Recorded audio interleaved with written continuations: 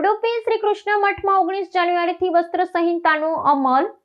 Jeans અને T-shirt પહેરીને આવતા ભક્તોના પ્રવેશ પર રોક। કર્ણાટકના પ્રસિદ્ધ યાત્રાધામ ઉડુપીના શ્રી કૃષ્ણ મઠમાં પરંપરાગત મૂલ્યો અને મઠની પવિત્રતા જાળવવાના હેતુથી 19 જાન્યુઆરી 2026થી કડક વસ્ત્ર સંહિતા લાગુ કરવામાં આવી છે। પર્યાય સિરુર મઠ દ્વારા બહાર પાડવામાં આવેલી નવી માર્ગદર્શિકા મુજબ હવેથી મંદિરમાં દર્શન માટે આવતા શ્રદ્ધાળુએ નિર્ધારિત પરંપરાગત પોશાકમાં જ આવવું અનિવાર્ય જ રહેશે।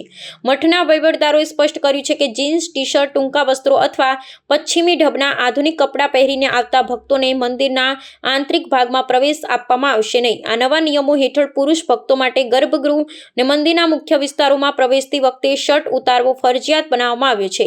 અગાઉ આ નિયમ માત્ર સવારની મહાપૂજા દરમિયાન જ અમલી હતો, પરંતુ હવે સિરુર મઠના નવા પીઠાધિપતિના આદેશ અનુસાર આ નિયમ આખો દિવસ લાગુ રહેશે। પુરુષો શર્ટ ઉતારીને ખભા પર રેશમી કે સુતરાઉ શાલ ઓઢી શકશે।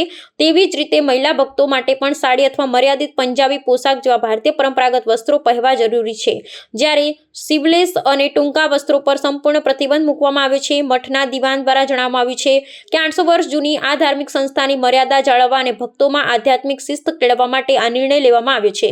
શ્રદ્ધાળુઓની જાણકારી માટે મંદિરના મુખ્ય પ્રવેશદ્વાર અને પરિસરમાં વિવિધ ભાષાઓમાં સૂચના બોર્ડ પણ લગાવવામાં આવ્યા છે। જો કે આ નિર્ણયથી પ્રવાસીઓમાં મિશ્ર પ્રતિભાવો જોવા મળી રહ્યા, પરંતુ મંદિર વહીવટીતંત્રે સ્પષ્ટ કર્યું છે, પવિત્ર સ્થળની ગરિમા જાળવવા માટે કોઈપણ પ્રકારની બાંધછોડ કરવામાં આવશે નહીં।